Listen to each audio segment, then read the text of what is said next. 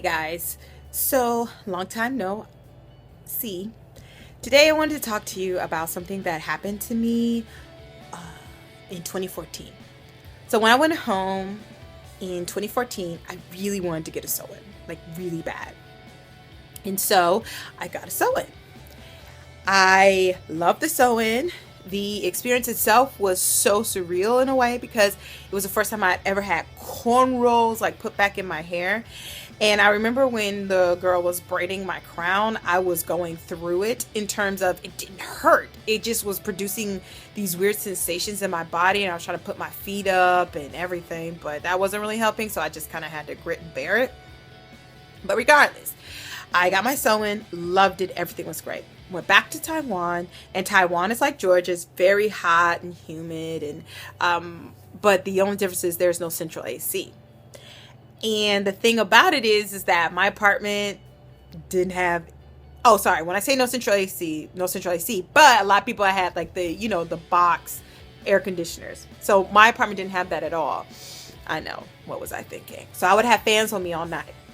But one day in October, I decided to reach through the tracks to kind of like rub my scalp. And when I did that, I drew back blood. Like there was blood on my hand. And I immediately panicked. I was like, okay, this is coming out now. Now, bear in mind, I think I've had this sew-in for, it was like 2 months now, or a month and a half, something like that. So I immediately like just take everything out, and the braids are still in my hair, and right at the top, about right here, sorry, went out, about right here, I noticed that there's no hair. So then I began taking out my braids. And as I took out my braids, gobs and gobs of my hair just came out right with it, like smooth, clean. It was almost like I was taking out extensions, like when you braid your hair and it's just that loose hair is coming out. Like literally, that's how it came out. And when I got done, the entire like back of my hair was gone. All the hair from my crown was missing. I was in shock the entire time. Like I was like, oh my God. And then when it finally was done, I looked and I just felt like how big the spot felt, like almost the size of my like inner hand. And I actually cried for about 30 seconds. I cried. Believe it or not, I can't believe it myself. I only cried for about 30 seconds. And then I stopped and I wiped the tears from my eyes and said, it'll grow back. Now, I was prepared to accept my fate and just, try not putting tension on my head, keep the area clean, blah, blah. But I'm so glad I went to my hair board because they told me, like, you need to go to the hospital. They're like, because it sounds like you may have had a scalp infection. And if that's true, you need to get that treated. So I took their advice. The very next day, I went to go to the doctor. However, the dermatologist wasn't in, so I had to wait a few days. And then I went to the dermatologist, and the dermatologist confirmed that yes, you do have a scalp infection, and I had to get blood tests so that I can get the proper medication and to make sure there was like no adverse reactions. Of course there wasn't. I have a healthy liver. I don't have hep, whatever letter, so there's no problem for me to take it, for me taking the medicine. So I took the medicine, and literally about a week and a half, maybe 2 weeks, no, I'm gonna say a week and a half into just taking the medicine, I felt little baby hairs start sprouting from my scalp. And I remember the dermatologist did say, like, as long as we get rid of this scalp infection, your hair should grow back. Like he's like, your hair will grow back as soon as the scalp infection is gone. So I took the medicine for a total of 6 to 7 months, 6 to 7 weeks. And I actually went to a bigger hospital, and they actually told me, they were the ones that say, you can stop taking the medicine now. They were like, your hair is growing back. There is no more like lumps or anything. So everything is fine. And I remember that night that when it all happened, I couldn't see anything. Like I couldn't see the damage. I couldn't see how big it was. I could only kind of feel around about to see how big it was. So I remember I messaged one of my best friends that was in Brazil at the time, and she actually saw the bald spot before I did. And the look on her face was like, So I was like, okay, I have to see what this is. I was like, I'm going to take a picture and see what's going on later. I take the picture and I see it. I was like, ooh, like it was so disgusting looking, guys. And yes, I still have the picture. And no, I'm not going to show it to you. But it was so disgusting. It was like, yuck. Like it was just, oh, it's, anyway.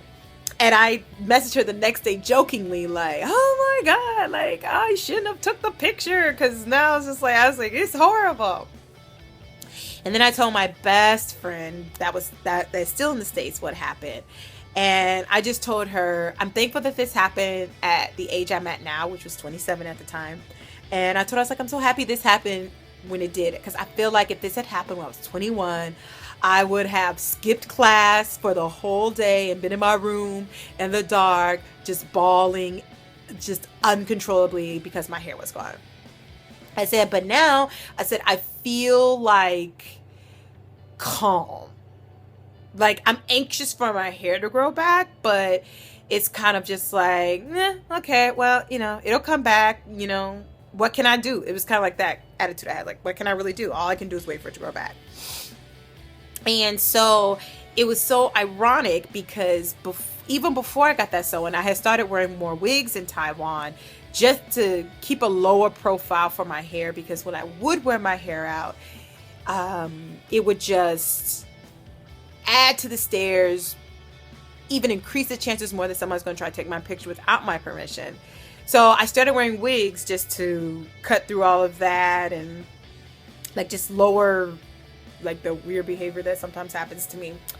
And so I went from wearing them every now and again and then taking breaks for my natural hair to, I wore the wigs religiously because I didn't want to put my hair in a bun because, I have to at least, or I feel like I have to put like, just some products and things like in there. And I didn't want the products to touch the actual scalp area. So there you go. So fast forward to December or January, I actually wore my hair out. So this is like 3-4 months later. But yeah, July. Oh yeah, so it was just about January, and I actually wore my hair out. And yes, because I remember it was right before the Oscars, because I was going to see Birdman, and I did just this tiniest bit of clever pinning, and I wore my hair out. And it was so nice to wear my hair out to take a break from the wigs. And it was fine. Nobody noticed anything at all. And I told my friends, like, yeah, y'all won't believe it. I was like, all my hair in my crown fell out like 2 months ago. And they were like, what? We can't even see anything. So there you go. But my hair is still growing back. Because remember, I cut I went natural in 2009. So it has to catch up to the length of my hair now in 2015, soon to be 2016.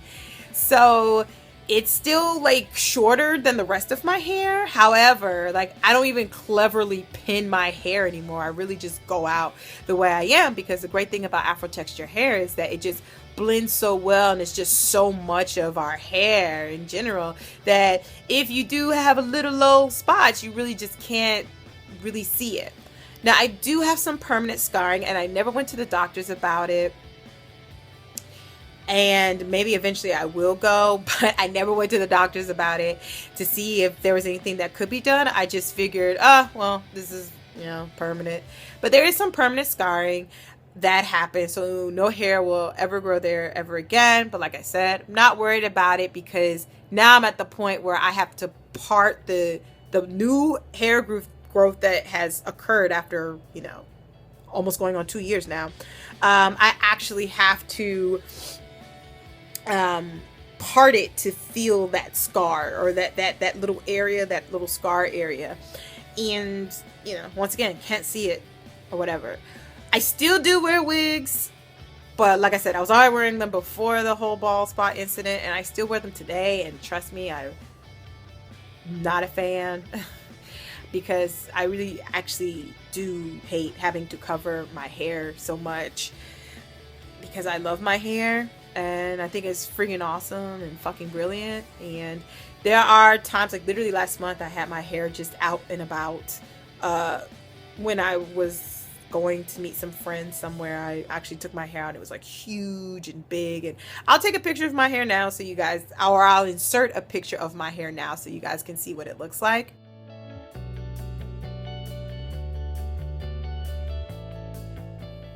But it's back in a manner of speaking, just, you know, however many years behind the hair that I originally grew out.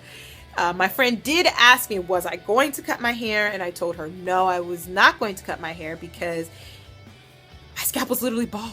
So that meant I would have had to go bald. And I'm not that confident to go bald at all.